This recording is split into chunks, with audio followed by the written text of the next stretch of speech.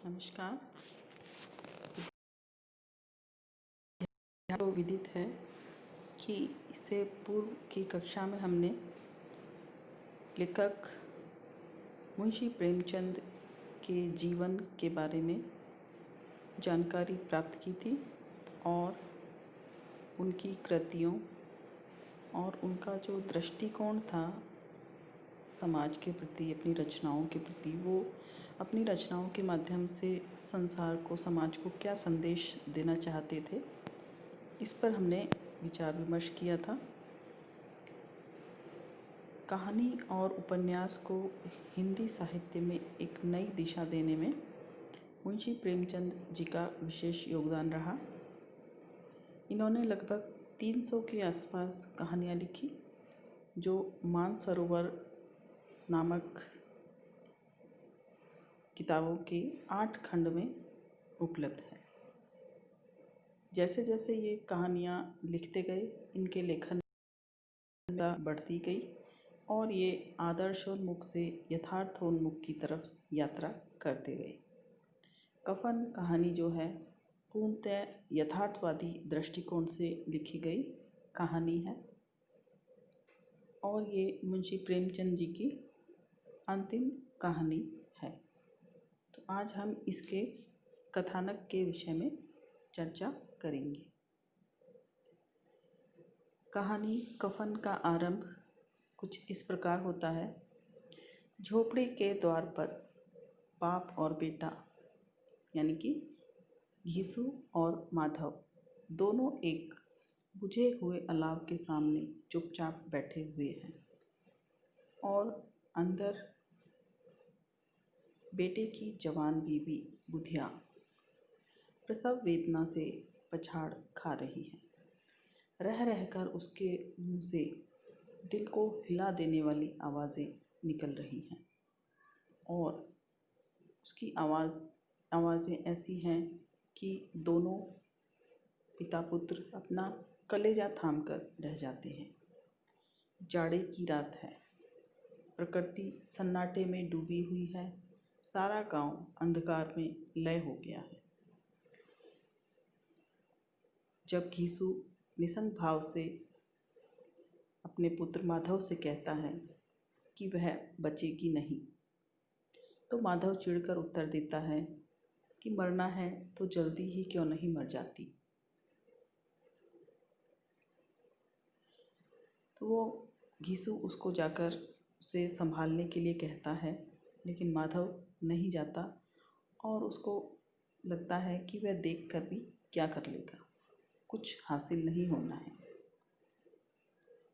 लेकिन वास्तविकता तो ये है कि वो दोनों अति दरिद्र हैं और आसपास के खेतों से लाए हुए आलू उबालकर खा रहे हैं। माधव को ये शक है कि यदि वो अपनी पत्नी को देखने घर के अंदर जाएगा तो घीसू, उसका पिता जो है, फटाफट इन आलूओं को खा जाएगा। इस कारण से वो अंदर जाने से मना कर देता है।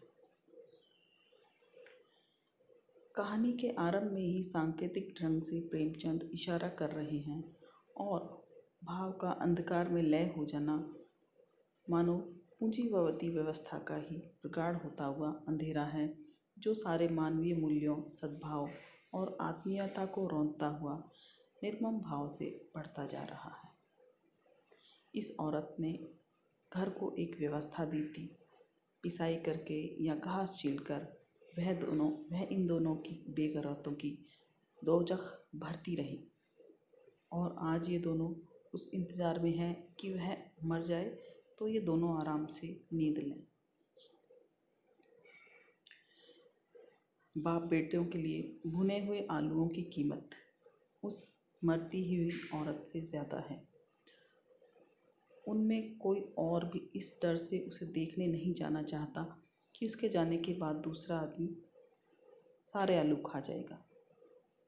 हलक और तालू जल जाने की चिंता किए बिना वे फटाफट गरम गरम आलूओं को खाए जा रहे हैं, जिससे उनकी मारक गरीबी का सहज अनुमान हो जाता है। यह विसंगति कहानी की संपूर्ण संरचना में विडंबनात्मक ढंग से जुड़ी हुई है।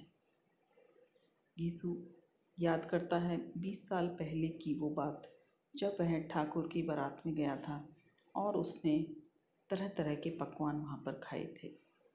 चटनी, रायता, 3 तरह के सूखे साग, एक रसीदार तरकारी, दही, चटनी, मिठाई, कचौड़ी। अब क्या बताऊँ कि उस भोज में क्या स्वाद मिला। लोगों ने ऐसा खाया, किसी से पानी न पिया गया। यह ग्रामीण जीवन के दरिद्रपूर्ण जो समाज है उसका वर्णन है। यह वर्णन अपने ब्यौरों में काफ़ी आकर्षक ही नहीं बल्कि भोजन के प्रति पाठकीय संवेदना को धारदार बना देता है। इसके बाद प्रेमचंद लिखते हैं कि बुधिया अभी भी करहा रही है और उस तरफ दोनों ठाकुर की बारात की बातें कर रहे हैं। इस प्रकार ठाकुर की बारात का वर्णन अमानवीयता को ठोस बनाने में पूर्णतया सहायता प्रदान करता है। कफन एक ऐसी सामाजिक व्यवस्था की कहानी है जो श्रम के प्रति आदमी को हतोत्साहित करती है, क्योंकि उस श्रम की कोई सार्थकता उसे दिखाई नहीं देती। इस संबंध में बात करते हुए प्रेमचंद कहते हैं कि घीसू और माधव जो हैं वो इन किसानों से तो अच्छे हैं जो पूरे साल मेहनत करते रहते हैं, लेकिन उनकी स्थिति भी इन दोनों से कोई ज़्यादा अलग नहीं है। उनको भी अपने श्रम का कोई पूरा जो है मूल्य नहीं मिल पाता है।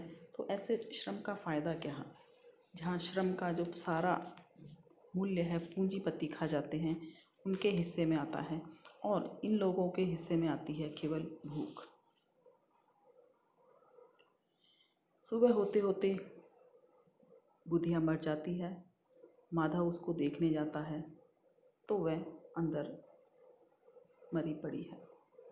औरत के मर जाने पर कफन का चंदा हाथ में आने पर उनकी नियति बदलने लगती है और वो इधर उधर से मांगकर, ठाकुर से 2 रुपये मांगकर, वह अन्य लोगों से 2 आने 4 आने मांगकर 5 रुपये कफन के लिए एकत्र कर लेते हैं।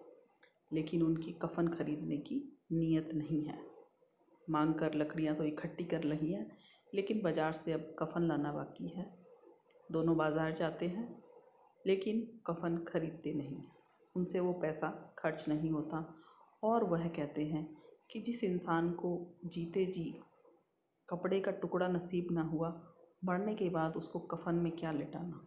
माधव कहता है और वो भी तो जल ही जाएगा। तो इस प्रकार दोनों ही कफन नहीं खरीद पाते और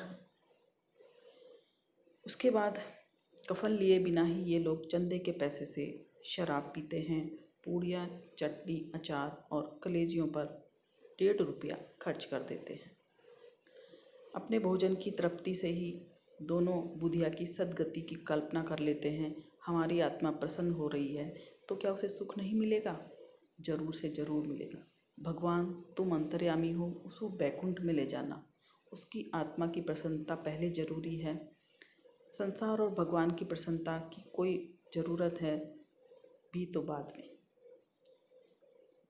इसके साथ साथ घीसू कहता है वो अवश्य ही स्वर्ग नहीं जाएगी। वो नहीं जाएगी तो कौन जाएगा? ये मोटे मोटे पेट वाले, यानी उसका इशारा पूंजीपति समाज की ओर है। इसके बाद